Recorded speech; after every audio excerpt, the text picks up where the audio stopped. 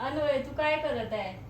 Mummy तू मागच्या वेळेस पुदिनाची चटणी बनवती, तर त्या पानांनी तू पुदिनाची चटणी बनवती मागच्या वेळेस, तर त्या उरलेल्या दांड्यांचं मी एक्सपेरिमेंट केलं.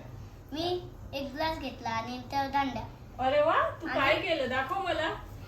हे बघ मम्मा, मी काय केलं, ग्लास मध्ये पाणी घेतलं आणि त्या सगळ्या दांड्या 4-5 दिवस पाणीत राहू दिले.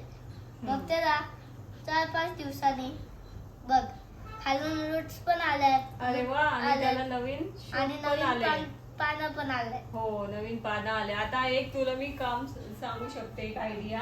हा आपण काय करूया, यातले जे जे सुकले आहेत ना, ते बघ, हे मी जुना पेपर घेतला, आजचा नाही. हा, आपण यातले ह्या अशा सुकल्या दांड्या आहेत ना, की ज्याला शूट नाही आले, जशी ही दांडी आहे, ही बघ, ही सुकलेली दांडी, ही आपण याच्यात काढून टाकू.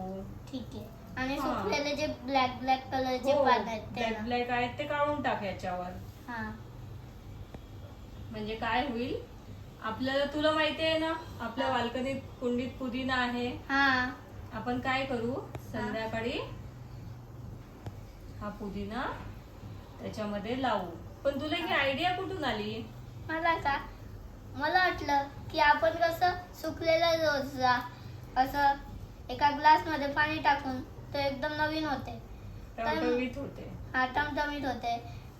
तर मला वाटलं की चला आता आपण पुदिनाच्या दांड्यांपासून असं काही एक्सपेरिमेंट करू. तर मी सेम असंच कॉपी केलं आणि फक्त याच्यात फक्त त्या दांड्या ठेवून दिला. अरे वा, छान आयडिया आली तुला.